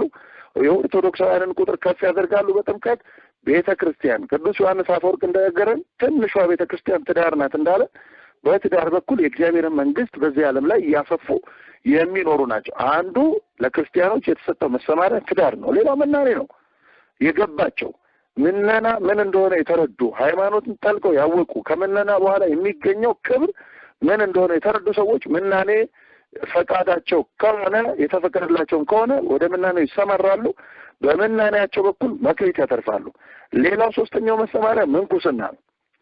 ገብቷቸው የተረድተው ቆቡን የጫኑ ሰዎች ወደ ምንኩስና እግዚአብሔር ያሰማራቸው ሰዎች ለቆባቸው የታመኑ ናቸው። በአጠቃላይ የበጎ ስራ ሁሉ መሰማሪያ ያገኛል ነው። ይሄ ብቻ አይደለም መሰማሪያ። እነዚህ በስጋዊ ህይወታችን ለነፍስ የምንከብርባቸው የምንገለገልባቸው ጠንካራ ፈተና የማይገጥማቸው መንገዶች ናቸው። ሌላው ግን መሰማሪያ እሳት ነው። እሳት አንዱ መሰማሪያ ነው። እንደ ሶስቱ ወጣቶች በናቡከደነጾር በባቢሎን እሳት የተሰማሩ አይለፍከን ማእከለ እሳት ወማይ ወአውጻእከነ ውስተ ዕረፍት፣ አቤቱ በእሳትና በውሃ መካከል አሳለፍከን ወደ ዕረፍትም አወጣህን ተብሎ እንደተጻፈ እሳትን መሰማሪያቸው ያደረጉ ለእግዚአብሔር ክብር ብለው ዓለም ሁሉ እግዚአብሔርን ክዶ ለናቡከደነጾር ሐውልት መስገድ በጀመረበት ዘመን በዚህ ዘመን ሶስት ወጣቶች ዳንኤልን ጨምሮ አራቱ አንሰግድም በማለታቸው እነዚህ ሶስት ወጣቶች ወደ እሳት እንዲጣሉ ሲፈረድባቸው ወደ እሳቱ ጣሉን። የምናመልከው አምላክ ያድነናል፣ ባያድነን እንኳን ለአንተ ላቆምከው ምስል አንሰግድም ነው ያሉት። ባያድነን እንኳን ማለት ላያድነን ባይችል እንኳን ማለት አይደል። ሊያድነን ባይችል እንኳን ማለት ሳይሆን ምናልባት በዚህ የሰማዕትነት ክብር እንድናልፍ እግዚአብሔር ፈልጎ እንኳን ቢሆን አንተ ላቆምከው ምስል አንሰግድም፣ በእሳት ተቃጥለን አምላካችን በእኛ መቃጠል ይከብራል ብለው እሳትን መሰማሪያ ያደረጉ ናቸው። ሌላው ሰይፍ መሰማሪያ ነው። በዓለም ላይ እንደሚታወቀው ዛሬም ድረስ በዚህ ዘመን የገድልን ያክል እግዚአብሔር በዓይናችን የሚያሳየን በተለያዩ የዓለማችን ክፍሎች ለማየታቸው ብለው በጨካኙ በአይሴስ አማካኝነት በጨካኞቹ በእነ አልቃይዳ በአክራሪዎቹ አማካኝነት አንገታቸውን ስለ ክርስቶስ ፍቅር ለሰይፍ የሚሰጡ ሰይፍን መሰማሪያቸው ያደረጉ በሰይፍ በኩል እግዚአብሔርን ያከበሩ ብዙ እንደ ወርቅ እየነጠሩ የሚወጡ ክርስቲያኖች ያሉበት ዘመን እንደሆነ ይታወቃል። ስለዚህ አንዱ ሰይፍ መሰማሪያ ነው። ክርስቲያን ለዚህ ሊሰማራ ይገባል። ዛሬ ምናልባት እየገጠመን ያለው የክደት ሰይፍ ነው። የክደት ሰይፍ እንዳያገኘን እንዳይበላን የራሱ እንዳያደርገን አንገታችንን ሰጥተን በአንገታችን እንኳን ድርድር ቢያቀርቡ አንገታችንን ሰጥተን መሰማሪያችንን ከብረንበት እግዚአብሔር አሰማራኝ በዚህ ነው ልከብርበት ይገባል ብለን ዋጋ የምናተርፍበት መንገድ ነው። ሌላው ረሃብ መሰማሪያ ነው። ምናልባት ዛሬ በችግር በድህነት ገንዘብ በማጣት ምክንያት ሃይማኖታቸውን እግዚአብሔርን በዳቦ ቅርጽ እያዩ ሃይማኖታቸውን የሚለውጡ ሰዎች ረሃብን መሰማሪያ ነው። ረሃብ መሰማሪያ ነው። ስለ ክብሩ የምንሰማራበት ነው። ረሃብ እንኳን ቢገጥማቸው እኔ በዳቦ ሃይማኖቴን አልለውጥም፣ በዳቦ ክብሬን አልለውጥም፣ በስልጣን ክብሬን አልለውጥም፣ ቤተክርስቲያኔን አልለውጥም ብለው ረሃብን መሰማሪያ የሚያደርጉ መሰማሪያም ያገኛል። ይሄ ነው። ለዚህ ነው ሐዋርያው ቅዱስ ጳውሎስ በሮሜ መልእክቱ ምዕራፍ 8 ላይ መኑ ይሃድገነ ፍቅሮ ለክርስቶስ ከእርሱ ፍቅር የሚለየን ማን ነው? እስመ በእንቲአሁ ይቀትሉነ ኩሎ አሚረ ወኮነ ከመ አባግዕ ዘይጠብሑ፣ እንደሚታረዱ በጎች እንኳን ቢሆን እንቆጠራለን፣ ስለሱ ቀኑን በሙሉ እንገደላለን በማለት የተናገረው። ስለዚህ እነዚህን እንዳይፈሩ መሰማሪያ ያገኛል ማለት ይገባል ይወጣል፣ መሰማሪያም ያገኛል ማለት እነዚህ እንኳን ቢገጥማቸው እንዳይፈሩ እኔ ልብ እሰጣቸዋለሁ። ዛሬ በተለይ ለእኔ በዚህ በጸረ ተሐድሶ ትምህርት የሚንቀሳቀሱ አባል ሆነው ምዕመናን ቢሆኑ ካህናትም ቢሆኑ መነኮሳት፣ መምህራን፣ ጳጳሳትም ቢሆኑ እነዚህ በእውነት በቁም ከሞቱት ሙታን በላይ ያሉ ደግሞ ከመላእክት በታች ሆነው ለነፍሳቸው የሚንቀሳቀሱ ልዩና ምርጦች ናቸው ብዬ አስባለሁ። ስለዚህ እንዳይፈሩ የዚህን ዓለም ፍርሃት ክብራቸው በጥፊ የሚመታውን ክብራቸውን ትተው ራሳቸውን ለቤተ ክርስቲያን ይሰጡ። ከስሜ ስመ ቤተ ክርስቲያን ይበልጣል፣ ከስሜ ስመ እግዚአብሔር ይበልጣል፣ ከስሜ ስመ ሃይማኖት ይበልጣል ብለው ዋጋ እየከፈሉ በዓለም ላይ ያሉ ወንድሞች፣ እህቶች፣ አባቶች ሁሉ እነዚህ በእውነት መሰማሪያቸውን የተረዱ ምርጦች ናቸው። እግዚአብሔር በመሰማሪያቸው እንዲያጸናቸው በጎ ፈቃዱ ይሆንልን። በዚያ ተሰማርተው ነው እንግዲህ በዚህ በኩል ተሰማርተው የክብር አክሊል ባለቤት ይሆናሉ ነው የአክሊል ባለቤት ይሆናሉ አለና ቀጥሎ ምን አለ? ይገባል ይወጣል አለና ቀጥሎ እኔ እውነተኛ የበጎች እረኛ ነኝ አለ። እረኛ ነኝ። ዋናው ነጥባችን ይሄ ነው። ስለ እረኝነት ጥቂት ማለት እፈልጋለሁ። እረኛ ነኝ። እኔ የበጎች እረኛ ነኝ ማለት ምን ማለት ነው? ባጭሩ ይሄንን የተናገረበት አንተ እረኛ አይደለህም ብለውት ነው። ስለዚህ መልስ እረኛ ነኝ ማለት እኔ እግዚአብሔር ነኝ እያለ ነው። እግዚአብሔር ነኝ። ይሄ ማለት በመዝሙር 22 ቁጥር 1 ላይ እግዚአብሔር እረኛዬ ነው ተብሎ ነብዩ ዳዊት የተናገረልኝ እግዚአብሔር እኔ ነኝ፣ ሌላ የለም። እኔ እግዚአብሔር ነኝ። እግዚአብሔር እረኛዬ ነው፣ የሚያሳጣኝም የለም። በለመለመ መስክ ያሳድረኛል፣ በዕረፍቱ ዘንድ ይመራኛል። ነፍሴን መለሳት፣ ስለ ጽድቁም በእውነት መንገድ መራኝ። ራሴን በዘይት ቀባ፣ በትርህ ምርኩዝህ እነርሱ ያጽናኑኛል ይላል ዳዊት። ስለዚህ በለመለመ መስክ ቅድም እንዳለው መሰማሪያዎች ናቸው። እነዚህ በአይነ ስጋ ሳይሆን በአይነ ነፍስ የሚታዩ የለመለሙ መስኮች ናቸው የምንሰማራባቸው፣ በአይነ ነፍስ የሚታዩ ከዚህ መከራ በኋላ ያለውን ጥልቁን ከእግዚአብሔር የምንቀበለው ማንም የማይነጥቀን አክሊል የምናገኝባቸው የለመለሙ መስኮች የሚባሉ ቅድም የዘረዘርኳቸው እነዚህ ነጥቦች ናቸው። ቀጥሎ ራሴን በዘይት ቀባ፣ ልጅነት ነው። በልጅነት አከበርክኝ። ሰው አባቱን ሊከዳ አይገባም። አባቱን የሚከዳ ልጅ ያለ ምክንያት አባቱን የሚከዳ ልጅ አይደለም። ስለዚህ ዛሬም በዓለም ላይ ያየ ነው እግዚአብሔር አባታቸውን እየከዱ ያሉ ሰዎች መብዛታቸውን ነው። ስለዚህ በትር ምርኩዝ እነዚህ ያጽናኑኛል። ምንድነው በትሩ ነው? ምንድነው እግዚአብሔር በትሩ? በትር እንደሚታወቀው በእኛ በኢትዮጵያውያን በትር የምንጠቀመው ሰዎች በእርጅና ጊዜያቸው ነው። አቅም ባጡ ጊዜያቸው፣ በታመሙ ጊዜ ምርኩዝ ይሆናቸው ዘንድ ይደገፉ ዘንድ ነው። በትር መደገፊያ ነው። እግዚአብሔር የሁላችን ደጋፊ ነው፣ የሁላችን ተሸካሚ ነው። ለሱ በትር ምን ያደርግለታል ነው። መቼም ይሄ መጽሐፍ ቅዱስ ነው፣ የምንሰርዘው አይደለም። የተናገረው ነብዩ ዳዊት ነው። በትር ምርኩዝ ደግሞ ቁጥሩን ብዙ ነው ያደረገው። እግዚአብሔር ሆይ በትር ምርኩዝ እነርሱ ያጽናኑኛል። ምን እየነገረ ነው ዳዊት? በትር መስቀል ያጽናናኛል እያለን ነው። መስቀሉ በትር ሆኗል። መስቀሉ ዙፋኑ ሆኗል። ከ6 እስከ 9 ሰዓት አምላካችን ሁሉን የሚሸከመው አምላክ በፈቃዱ ተቸንክሯል፣ ተሰቅሎበታል። በትር መስቀል ያጽናናኛል። ዛሬ ግን በአደባባይ ቆባቸውን ጭነው ካባችንን ደርበው ቤተ መቅደሳችን ቆመው የጨበጡትን መስቀል በስብከታቸው እየሰደቡ እንዳሉ በአደባባይ የምናየው ነው። ይሄ እንጨት ነው ብሎ እስከ መድረስ። ስለዚህ እነዚህን ነው ተኩላዎች ልንለያቸው የሚገባው። በትር መስቀል። ሌላው ምርኩዝ፣ በትር ምርኩዝ እነሱ ያጽናኑኛል። ምርኩዝ ድንግል ማርያም እመቤታችን ቅድስት ድንግል ማርያምን ማኅፀኗን ከተማ አድርጓል እግዚአብሔር። ለእግዚአብሔር የበቃች ሀገር ናት። ለእኛ የምትጠባ አይደለችም። ሀገረ እግዚአብሔር ናት። በሉቃስ ወንጌል እንደተጻፈው በሉቃስ ወንጌል ላይ ወደ እርሷን ገብቶ ነው የሚለው። ለዘካርያስ ተገለጠለት የተባለ መልአክ ቅዱስ ሉቃስ ሲጽፍለት ለድንግል ማርያም ተገለጠላት የሚለውን ቋንቋ አልተጠቀመም። ወደ እርሷ ገብቶ ነው ያለው። መላእክት ገቡ ወጡ የሚባለው ሀገር ለሚሆን ነው። ለምሳሌ በኦሪት ዘፍጥረት ምዕራፍ 18 ላይ በመሸም ጊዜ 2 መላእክት ወደ ሶዶም ገቡ ይላል። እንግዲህ መላእክት ስፋታቸው፣ ቁመታቸው፣ ወርዳቸው አይታወቅም። ረቂቃን ናቸው። ስጋውያን ፍጡራን አይደሉም።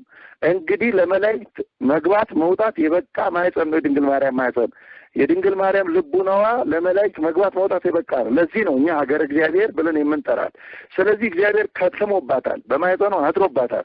እግዚአብሔር ከማደሩ የተነሳ መላእክት ወጥተውባታል፣ ወርደውባታል። ይህቺ ምርኩዝ ድንግል ማርያም ታጽናናኛለች እያለ ነው። ሌላው በትር ወንጌል ታጽናናኛለች። እግዚአብሔር ዓለምን የጠበቀበት አንዱ ዘንጉ ከተኩላ ከሰይጣን መንጋጋ እየነጠቀ ያወጣበት አንዱ ዘንጉ መስቀሉ ነው። በመስቀል ላይ ወጥቶ ከሲኦል ያሉትን ነፍሳት ሰይጣን እስኪደነቅበት በነፋስ አውታር ታስሮ መኑ ውእቱ ዝንቱ በለቢሶተ ሥጋ ዘመሐኒ፣ ማን ነው ይሄ ሥጋ በመልበስ ያሸነፈኝ? ማን ነው ይሄ መስቀል ላይ በመቸንከር በነፋስ አውታር ያሰረኝ ብሎ እስኪደመም ድረስ መስቀል ላይ ተሰቅሎ በመስቀሉ ዘንግነት ነፍሳትን ከሲኦል በርብሮ ያወጣበት ዘንጉ መጠበቂያው መስቀሉ ነው። ይሄ ያጽናናናል። ስለዚህ የድንግል ማርያም ማኅፀን ምርኩዙ ነው። ይሄ ያጽናናናል። ሲቀጥል ወንጌሉ ከዓለም እየነጠቀ ከሐሰት እየለየ የእግዚአብሔር ርስት ባለቤቶች እንዲሆኑ ምዕመናን የሚያደርግበት በትሩ ወንጌሉ ነው። የሚሰበስብ ወንጌል ያጽናናኛል። ይሄንን ተናግሯል። ስለዚህ በዚህ በኩል የሚያልፈው እውነተኛ የበጎች እረኛ ነኝ። ዛሬም እረኛ ተብለው ለሚጠሩት ካህናትም ይሁን ጳጳሳት ይህንን የእረኝነት ስልጣን የሰጠ ራሱ አምላካችን እግዚአብሔር ነው። እንግዲህ እንደሚታወቀው ዛሬ በዓለም ላይ በተለይ በብዙሃኑ ኢትዮጵያውያን በሚኖሩበት በሀገረ አሜሪካን እየተፈጠረ ያለው ነገር እያየነው ያለው ነገር አሳሳቢና ወደፊት ቤተ ክርስቲያናችን ትዝታ ሆና እንዳትቀር የሚያሰጋ ጉዳይ እንደተፈጠረ ይታወቃል።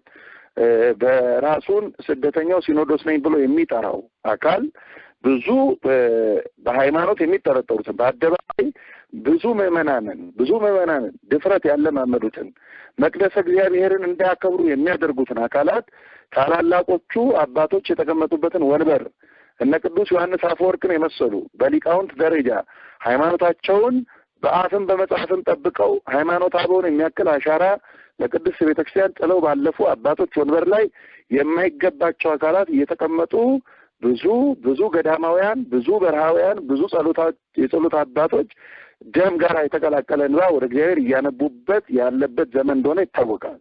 ምዕመናን የዚህ የደም የተቀላቀለ የቅዱሳን እንባ ፍርድ እንዳያገኛቸው ራሳቸውን ከዚህ ሊጠብቁ ይገባቸዋል። እረኝነት ከእግዚአብሔር የተቀበልነው አደራ ነው። እንደሚታወቀው ጌታችን አምላካችን ኢየሱስ ክርስቶስ ከትንሣኤው በኋላ ለሶስተኛ ጊዜ በጥብርያዶስ ባህር አካባቢ ለነ ቅዱስ ጴጥሮስ ሲገለጥላቸው ምሳ ከበሉም በኋላ ነው የሚለው ዮሐንስ ወንጌል ምዕራፍ 21 ላይ የዮና ልጅ ስምዖን ሆይ ትወደኛለህን ብሎ ጠይቀው። አዎ እንደወደ አንተ ታውቃለህ፣ የአንተ ምስክርነት ይሻለኛል። ምክንያቱም ራሱን አይቶታል። መስቀል ተሸክሞ ጌታ በተንገላታ ጊዜ አይሁድን እሳት እየሞቀ ከፍርሃት የተነሳ ያንን እሳት በመሞቁ ምክንያት ይህንን የምትሉትን ሰውዬ አላውቀውም በማለት እዚህ ድረስ ክዶታል። በደብረ ታቦር የመንግስተ እግዚአብሔር ቁልፍ የተሰጠው ሰው በደብረ ታቦር ብርሃነ መለኮት ተገልጦ የታየለት ታላቁ አባት ቅዱስ ጴጥሮስ ከፍርሃት የተነሳ የአይሁድን እሳት ሞቆ ለክህደት ተዳርጓል። ዛሬም ብዙ የመናፍቃንን እሳት የሚሞቁ እረኝነት ተጠርተው ለእረኝነታቸው ታማኝ መሆን ያቃታቸው አካላት አሉ። የሞቁት የአይሁድ እሳት እየገነፈለባቸው የተረፈ አይሁድ ሆነው የቤተክርስቲያን ትምህርት የሚያጣምሙ ምዕመናንን ወደ ሞት የሚወስዱ ብዙ እረኞች አሉ። ስለዚህ ጌታችን ትወደኛለህ ነው። አዎ ግልገሎቼን አሰማራ። ግልገሎች የተባሉ ህጻናት ናቸው። ህጻናት ለመሰማራት ይመቻሉ። ስንሳለም አይተውን ይሳለማሉ። ጫማ ስናወልቅ ለመውለስ አይተው ያወልቃሉ። ስጋው ደግሞ ስንቀበል አይተው ይቀበላሉ። ለመሰማራት የሚመቹ ናቸው። ቀጥሎ በጎችንም አሰማራ ነው ያለው። በጎች የተባሉ ሽማግሌዎች ናቸው። እነዚህንም ወደ ስጋው ደግሞ ለማሰማራት የሚመቹ ናቸው። ምክንያቱም እሳታዊ ባህሪያቸው ቀዝቅዞ ወደ ውሃነት የሚለወጡ ሰከን የሚሉበት ጊዜ ስለሆነ። ጠቦቶችን ግን ጠብቅ ነው ያለው። ጠቦቶች የተባሉ ወጣቶች ናቸው። ወጣትነት ለማሰማራት አስቸጋሪ የሆነ እድሜ ነው። መጠበቅን የሚፈልግ ነው። ዛሬ ግን በአደባባይ የሚጠበቁትን ወጣቶች ይህን ብታደርጉ ችግር የለውም፣ ይህን ብትበሉ ችግር የለውም ብለው በአደባባይ የሚያስተምሩ ሰዎች አስኬማውን ትልቁን አስኬማ በራሳቸው ጭነዋል። በእውነት አንድ ሊቅ እንደተናገረ በዚህ ዘመን ቤተክርስቲያን ፈተናዋ ከመክበዱ የተነሳ ለክብሯ የማይመጥኑ አካላት ቤተክርስቲያኒቱ ተሰልጥነው ከመታየቱ የተነሳ እንደ ነብዩ ኤልያስ አክዓብና ኤልዛቤል በሰለጠኑበት ዘመን ብቻዬን ብቻለሁና ከአባቶቼ አልበልጥም ንጠቀኝ ብሎ እንደጸለየው ዛሬም ቤተክርስቲያን በእንባ እንዲህ እያለች የምትጸልይበት ዘመን ነው። አክብረውኝ ወዳለፉት ልጆቼና አባቶቼ ንጠቀኝ የሚያከብረኝ አጥቻለሁና ብላ የምታነባበት ዘመን ነው። በዚህ ዘመን ከቤተክርስቲያን ጋር መቆምን የመሰለ ክብር የለም። ስለዚህ በአጠቃላይ እረኝነትን በአደራ የተቀበለው ታሟል። እንግዲህ ደማዊ ነፍስ ያላቸውን እንስሶችን የሚያሰማሩ ብቻ ሳይሆኑ የእግዚአብሔር በጎች ተብለው የሚጠሩ ሰዎችንም የሚጠብቁ የሚንከባከቡ እረኞች ይባላሉ። እረኛ ኃላፊነት ላለበት ጉዳይ ሁሉ ምሳሌ ሆኖ በቅዱስ መጽሐፍ እንደተገለጠ ይታወቃል። ክርስቶስ የሚጠብቃቸው ክርስቶስ የሞተላቸውን በጎች የሚጠብቁ እረኞች ናቸው። እንኳን ክርስቶስ የሞተላቸውን ነገ ሕያዋን ሆነው እንዲኖሩ የእግዚአብሔር ፈቃድ የሆነላቸውን በጎች ይቅርና ስጋዊ ደማዊ ነፍስ እንጂ ትንሣኤ ሙታን እንኳን የሌላቸውን በጎች እንዲያሰማራ የተቀጠረው እረኛ በትጋት የመጠበቅ ግዴታ እንዳለበት ይታወቃል።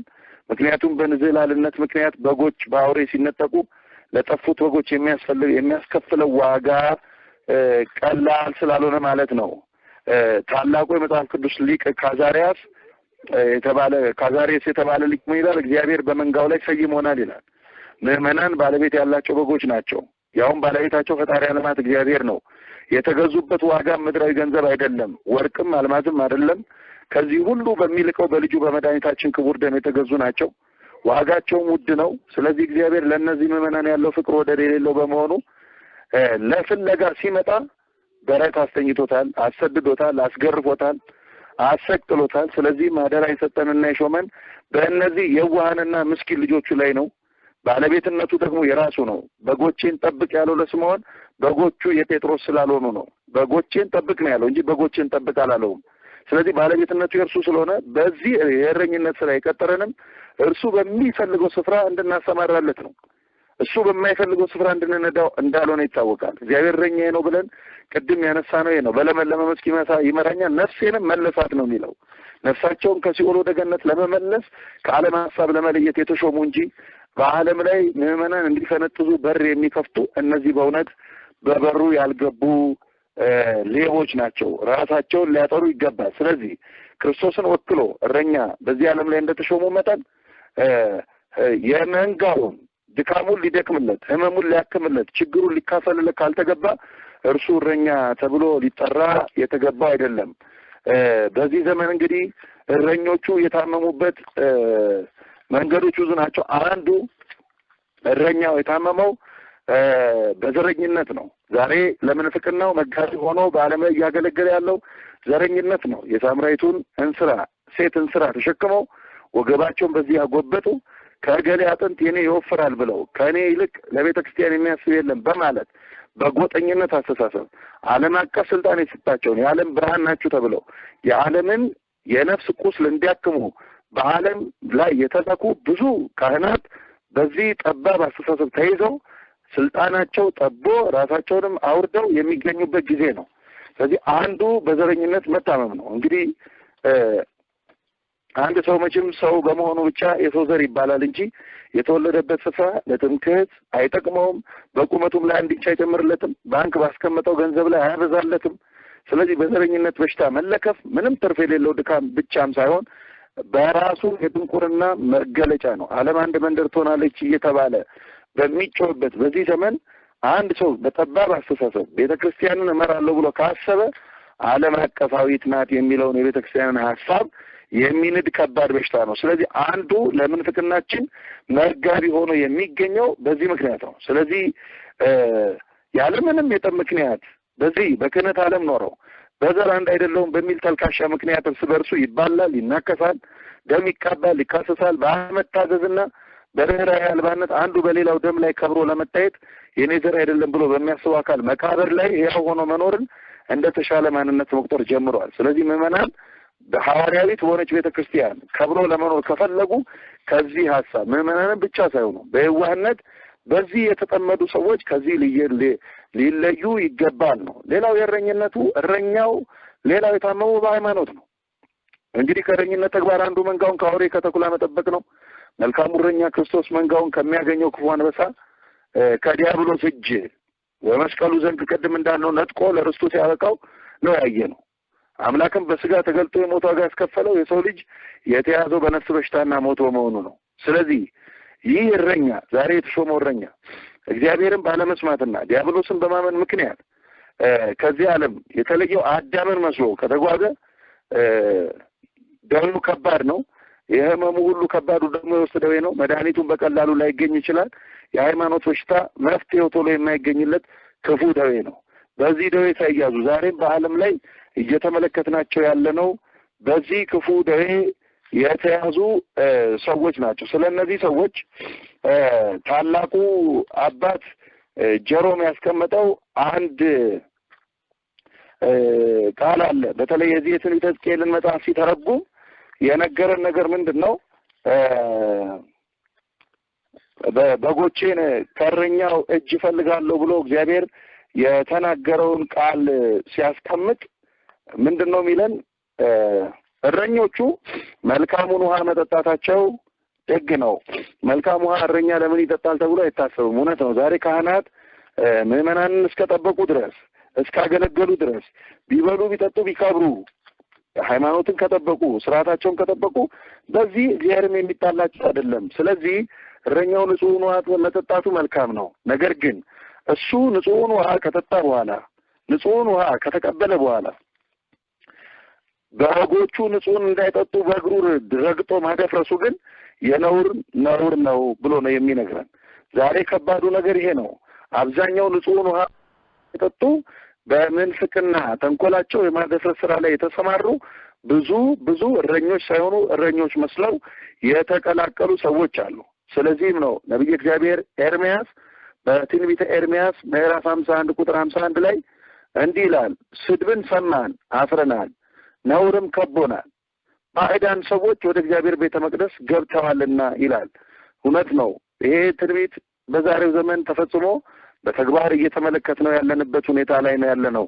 ስድብን ሰምተናል። በአደባባይ እግዚአብሔር ቅዱሳን ደማቸውን ባፈሰሱበት፣ በደማቸው ዘርነት ቤተክርስቲያንን ባሰፉበት በቅድስት ቤተክርስቲያናቸው የበጉ ሐዋርያት ስም ተጽፎበታል ተብሎ በተነገረባት ስማቸውን ስም አድርጋ በምትኖር በሙሽራይቱ ቅድስት ቤተክርስቲያን ባዕዳን ሰዎች ገብተው እነዚህን ቅዱሳን በመሳደብ አያስፈልጉም በማለት በአደባባይ እየተናገሩ ዛሬ ስድብን እየሰማን ነው። ኤርምያስ ቀጥሎ አፍረናል ያለው በእውነት ይህን ስድብ ሰምቶ ከማጨብጨብ በላይ ፍረት የለም።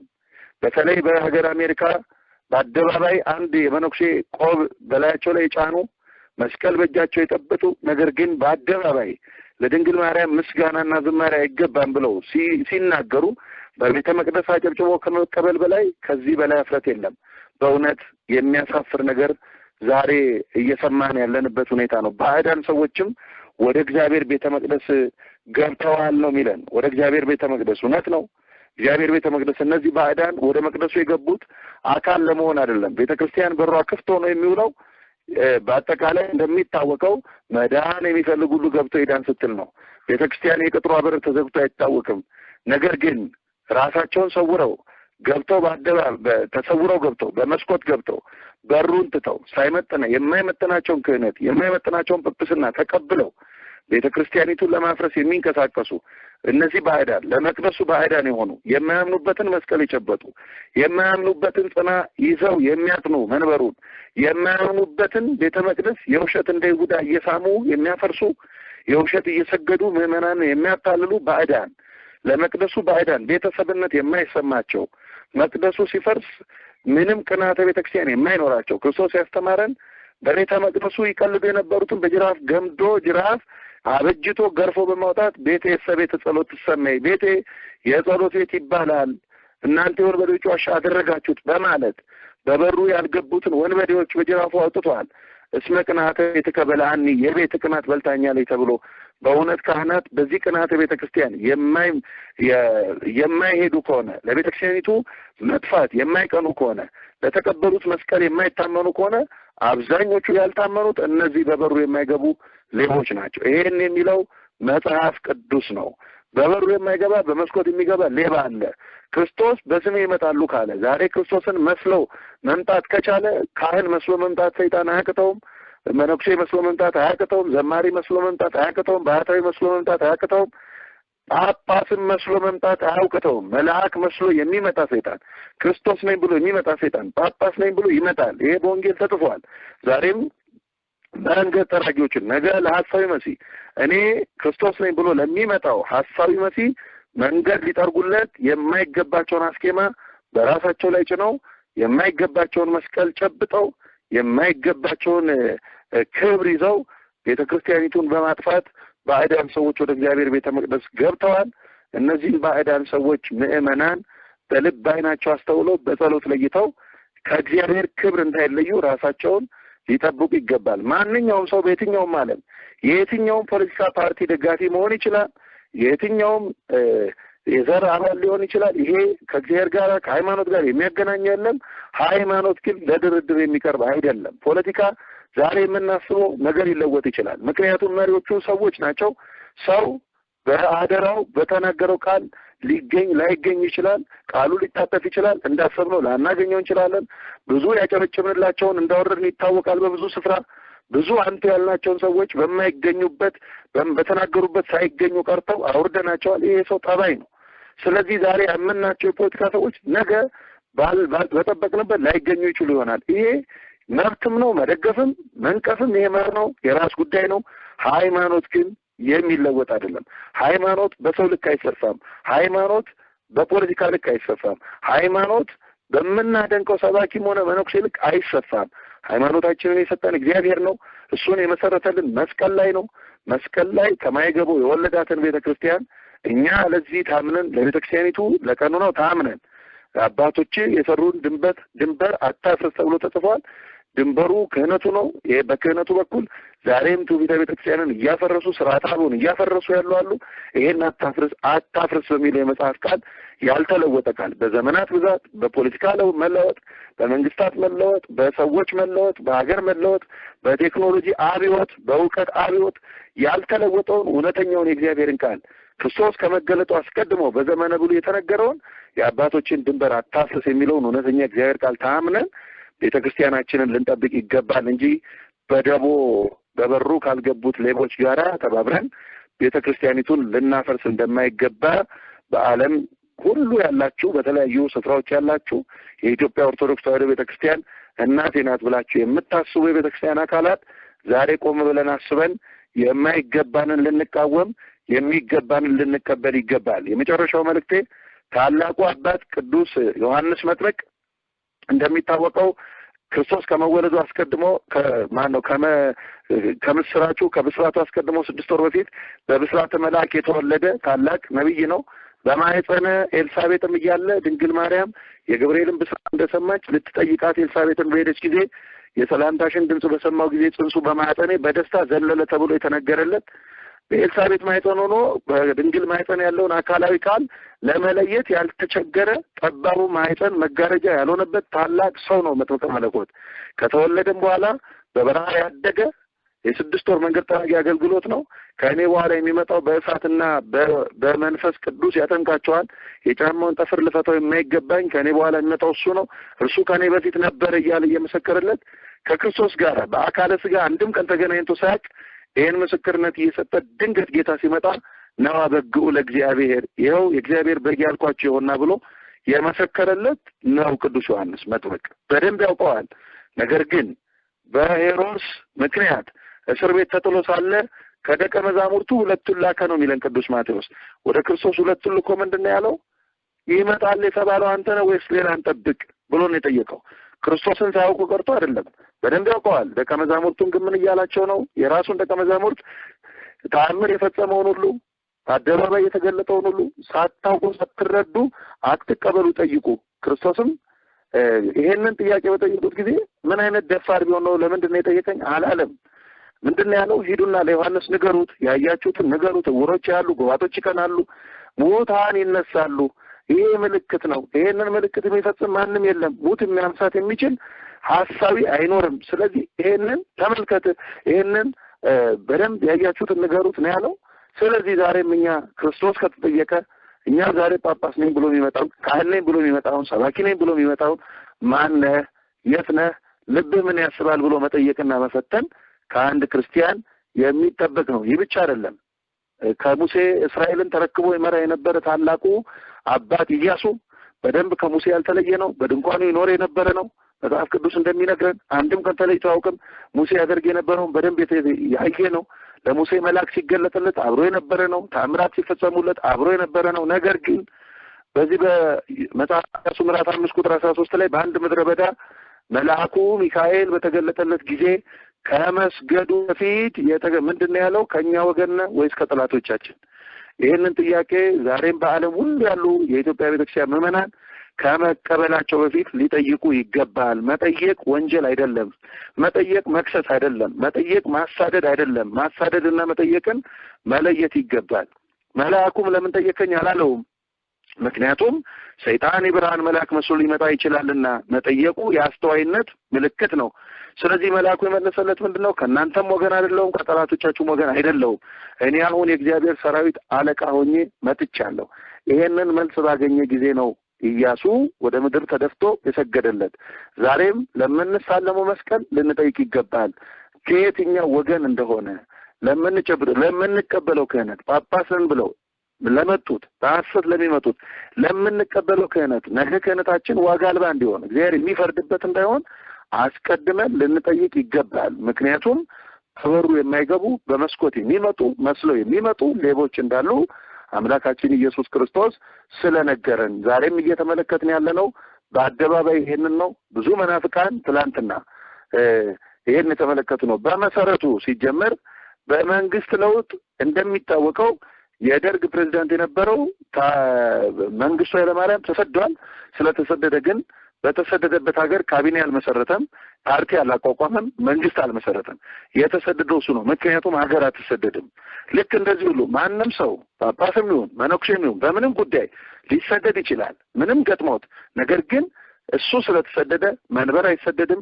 እሱ ስለተሰደደ መልክ ስለተለወጠ ቤተክርስቲያን አትሰደድም። ቤተክርስቲያኒቱ በሐዋርያት መንበር ላይ በአባቶቻችን ትጋት ትላንትና በነበሩት እውነተኞቹ አባቶች ዋጋ ከፍለው ከእስራኤላውያን ቀድማ ክርስትናን የተቀበለች ሀገር እንደመሆኗ መጠን ራሷ ክህነት መስጠት፣ ራሷ ጳጳስን መሾም፣ ራሷ በሜሮን ቅድስት ቤተክርስቲያንን ማክበር እንደምትችል አምነው ዋጋ ከፍለው የመሰረቱትን መንበር በመንቀል ታሪካዊ ስህተት ከመስራት በዓለም ያሉ ክርስቲያኖች በሙሉ ሊጠበቁ ይገባል ነው የመጨረሻው መልእክት። በበሩ የማይገባ ሌባ ነው። የዮሐንስ ወንጌል ምዕራፍ 10 ቁጥር 1። በነበረን ጊዜ ሁሉ ምስጢራትን ያልከፈለብን ያከናወነልን እግዚአብሔር ስሙ ለዘላለም የተመሰገነ ይሁን። የእግዚአብሔር ቸርነት፣ የድንግል ማርያም አማላጅነት፣ የቅዱሳን በረከት አይለየን። እግዚአብሔር ይስጥልን። አሜን።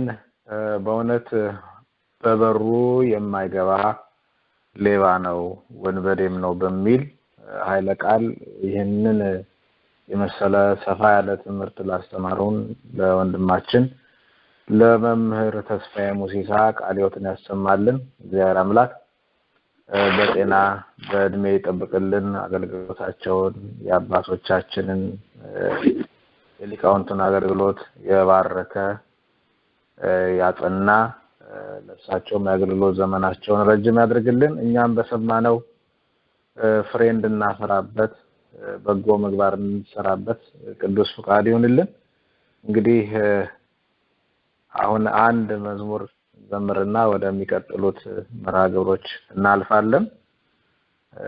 አስቀድመን እንደተናገርነው ትላንትና የእመቤታችን የቅድስት ድንግል ማርያም ሕንጸታ ለቤተ ክርስቲያን ዓመታዊ ክብረ በዓልን አክብረናል። ከዛ ጋር በሌሊቱ የምስጋና ስርዓት በማህሌቱ ከሚባለው አንድ መዝሙርን ዘምርና ወደሚቀጥሉት መርሃ ግብር እናልፋለን። ተቀደሲ ወንስያይለ ቤተ ክርስቲያን ተቀደሲ ወንስያይለ ቤተ ክርስቲያን እስመናሁ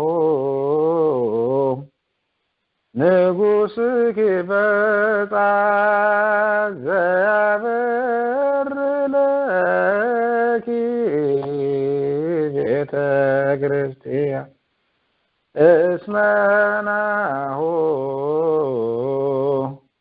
ንጉሥኪ በጣ ዘያበር ለኪ ቤተ ክርስቲያን ተቀደሲ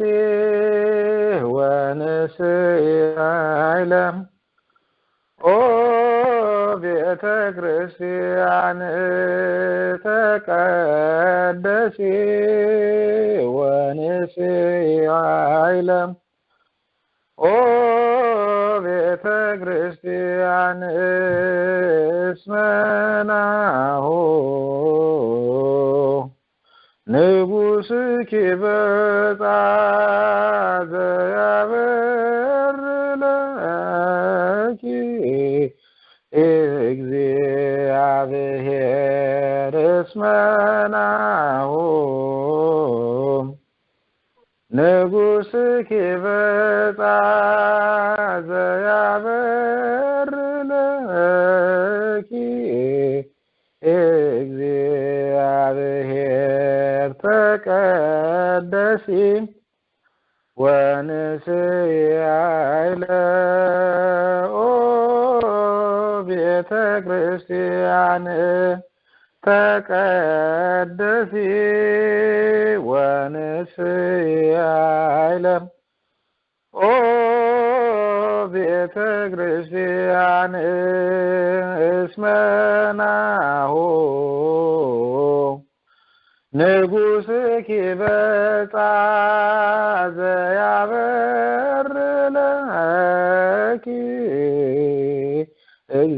እግዚአብሔር እስመናሁ ንጉሥኪ በጻ ዘያበር ለኪ እግዚአብሔር። አሜን። ስለ መዝሙሩ የአምላካችን የእግዚአብሔር ስሙ የተመሰገነ ይሁን። የተወደዳችሁ የእግዚአብሔር ቤተሰቦች ይህ የምታደምጡት 40ኛው በሰሜን አሜሪካ የጸረ ፕሮቴስታንታዊ ተሐድሶ ጥምረት በዕለተ ማክሰኞ በዚህ ሰዓት እያዘጋጀ ወደ እናንተ የሚያደርሰው 40ኛው መርሃ ግብራችን ነው። እንግዲህ 40ኛውን የመርሃ ግብር የመጀመሪያውን ክፍል አድምጠናል። አሁን የሚኖረን መርሃ ግብር እንግዲህ ያሬዳዊ ጣዕመ ዝማሬን ለመስማት ያዘጋጀነው መርሃ ግብር ነው። ያሬዳዊ ዝማሬ የሚያሰሙን መጋቤ ምስጢር አእምሮ ተበጀ በሳን ፍራንሲስኮ ደብረ ድራስ ቅዱስ ጊዮርጊስ ቤተክርስቲያን አስተዳዳሪ ናቸው። ወደ እሳቸው ወስዳቸዋለሁ። በስመ አብ ወወልድ ወመንፈስ ቅዱስ አሐዱ አምላክ።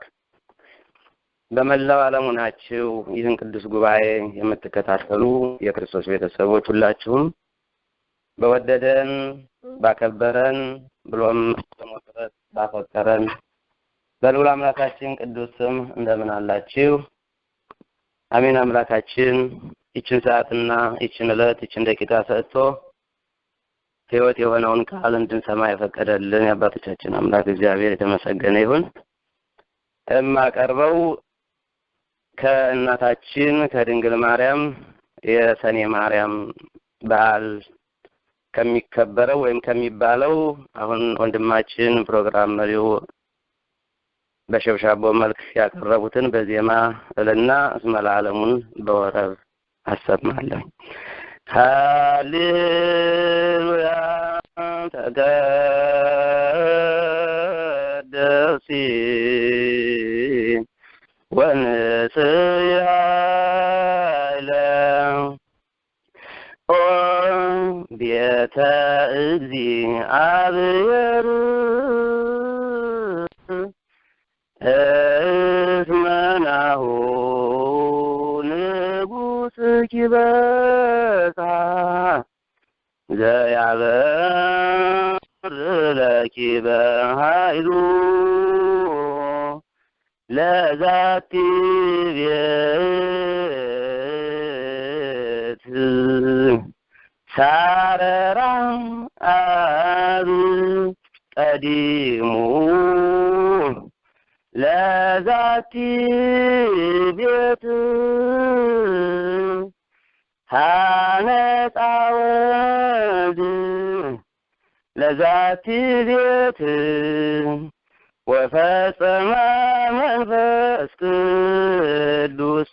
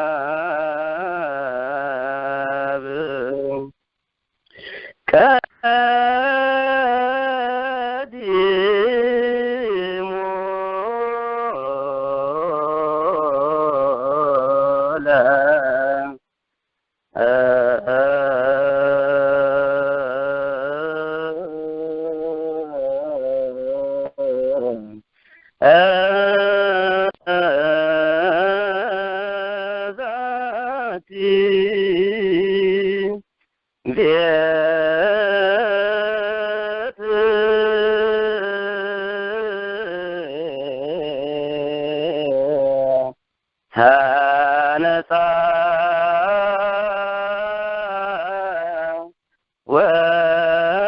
ወልድ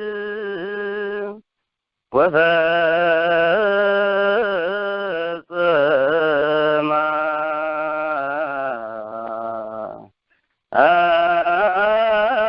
መንፈስ ቅዱስ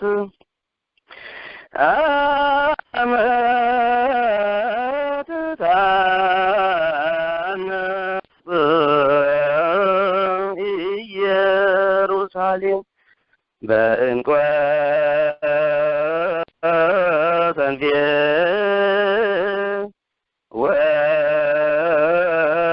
ወበቀር ከዲን በእንቆ ሰንፌ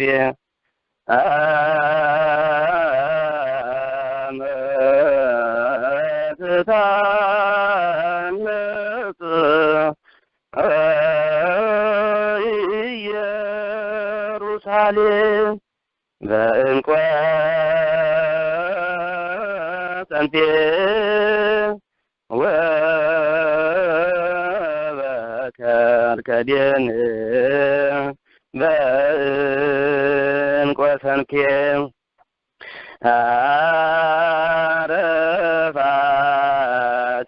አረፋቲአኒ ለኢየሩሳሌም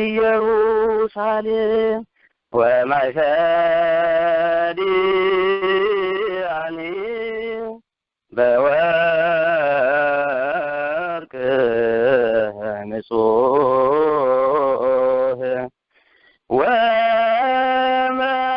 ወመርባሰ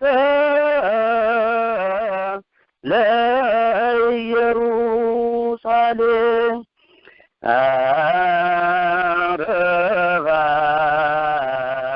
አረፋቲአኒ ለኢየሩሳሌም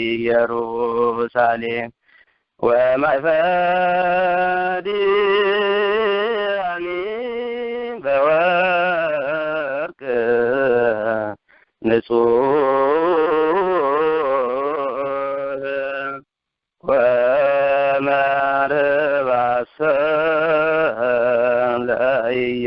ለኢየሩሳሌም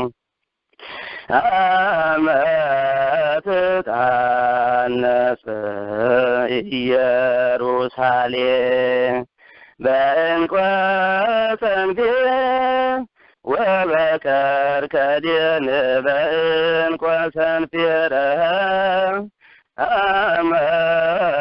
አመትታነጽ ኢየሩሳሌም በእንቆ ሰንፌ ወበከር ከዲን በእንቆ ሰንፌ አረፋቲአኒ ለኢየሩሳሌም ወማይፈዲአኒ በወርቅ ንጹህ ወመርባሰ ለኢየሩሳሌም አረፋቲአኒ ለኢየሩሳሌም ወማይፈዲአኒ በወርቅ ንጹህ ወመርባሰ ለኢየሩሳሌም። ይቆየን፣ ጉባኤያችንን ይባርክልን። አሜን። ያሬዳዊ ጣዕመ ዝማሬ ላሰሙን ለመጋቤ ምስጢር አእምሮ ተበጀ የሳን ፍራንሲስኮ ደብረ ይድራስ ቅዱስ ጊዮርጊስ ቤተክርስቲያን አስተዳዳሪ እግዚአብሔር አምላክ ዝማሬ መላእክትን ያሰማልን፣ ዝማሬ መላእክትን ያሰማልን። እውነት ይህንን የእመቤታችንን የቅድስት ድንግል ማርያም በዓል በተመለከተ የሚባሉት ብዙ ናቸው። እንግዲህ ከዛ ውስጥ በርጠውን ያሰሙን በድጋሚ ዝማሬ መላእክትን እንግዲህ አነሳስቶ ላስጀመረን አስጀምሮ ደግሞ ለዚች ሰዓት ያደረሰን ለአምላካችን ለእግዚአብሔር ክብርና ምስጋና ይሁን። እንግዲህ የጉባኤውን በጸሎት የከፈቱልን አባታችን መጋቢ አይላፍ ቀሲስ ስንታየው ደምሴ በርዕሰ አድባራት ጽርሐ አርያም ቅድስት ሥላሴ ቤተክርስቲያን አባት ፕሮግራማችንን ጉባኤያችንን በጸሎት ይዘጉልናል። ወደ አባታችን ወስዳቸዋለሁ። የሰማነውን በልቦናችን ያሳድርብን። ልመናችንን፣ ጸሎታችንን፣ አስተውቆታችን ሁሉ ወዶ ይቀበልልን። ላስተማሩን መምህራችን ቃለ ሕይወት ያሰማልን። ረጅም የአገልግሎት እድሜ ይስጥልን። በጸጋ በረድኤት ይጠብቅልን። ዝማሬውንም ላሰሙን፣ በአገልግሎት ሁሉ ለተሳተፉ ለአባታችንም እግዚአብሔር አምላክ ረጅም እድሜ ይስጥልን፣ በጸጋ ይጠብቅልን። የአስበ ቅዱስ ያሬድን በረከት ያድልልን። ሁላችንም በያለንበት ሆነን የሰማነውን ቃል እንድናውቀው፣ እንድንረዳው፣ እንድናስተውለው ቅዱስ ቤተክርስቲያናችን የምታስተላልፈውን ሕያውና ዘላለማዊ የሆነውን የአምላካችንን ቃል ተረድተን በኦርቶዶክሳዊ ተዋሕዶ ቤተክርስቲያን እንድንጸና የአምላካችን ቅዱስ ፈቃዱ ይሁንልን። ከእመቤታችን ከቅድስት ድንግል ማርያም ረድኤቷን፣ በረከቷን፣ ጣዕሟን፣ ፍቅሯን ያሳድርብን። ከቅዱሳን ሁሉ ረድኤት በረከት ያሳድርብን። ሰላም ያየዋለ አምላክ ሰላም እንዲያሳድረን፣ ሁላችን በረድኤት በቸርነት እንዲጠብቀን፣ ለዓለም ሁሉ ሰላምን እንዲሰጥልን፣ አጽራረ ቤተ ክርስቲያንን እንዲያስታግስልን፣ ቀሪውን ሰዓት የተባረከ የተቀደሰ እንዲያደርግልን፣ አገልግሎታችን ሁሉ የተባረከ የተቀደሰ እንዲያደርግልን አባታችን ሆይ ብለን ስሙን እንጥራ። አባታችን ሆይ በሰማያት የምትኖር ስምህ ይቀደስ፣ መንግስትህ ትምጣ፣ ፈቃድህ በሰማይ እንደሆነች እንዲሁ በምድር ላይ ትሁን። የዕለት እንጀራችንን ስጠን ዛሬ፣ በደላችን ሁሉ ይቅር በለን እኛም የበደሉን ይቅር እንደምንል፣ አቤቱ ወደ ፈተናም አታግባን ከክፉ ሁሉ አድነን እንጂ መንግስት ያንተ ናትና ኃይል፣ ክብር፣ ምስጋና ለዘላለሙ አሜን። እመቤታችን ቅድስት ድንግል ማርያም ሆይ በመልአኩ በቅዱስ ገብርኤል ሰላምታ ሰላም እንልሻለን። በሐሳብሽ ድንግል ነሽ፣ በስጋሽም ድንግል ነሽ። የአሸናፊ እግዚአብሔር እናት ሆይ ሰላምታ ላንቺ ይገባሻል። ከሴቶች ሁሉ ተለይተሽ አንቺ የተባረክሽ ነሽ። የማኅፀንሽ ፍሬ የተባረከ ነው። ጸጋን የተመላሽ ሆይ ደስ ይበልሽ፣ እግዚአብሔር ከአንቺ ጋር ነውና ከተወደደው ልጅሽ ከጌታችን ከመድኃኒታችን ከኢየሱስ ክርስቶስ ዘንድ ይቅርታና ምሕረትን ለምኝልን፣ ኃጢአታችንን ሁሉ ያስተሰርይልን ዘንድ ለዘላለሙ አሜን። ስናውቅ በድፍረት ሳናውቅ በስህተት የሰራነው ማይሰራ ኃጢአት እግዚአብሔር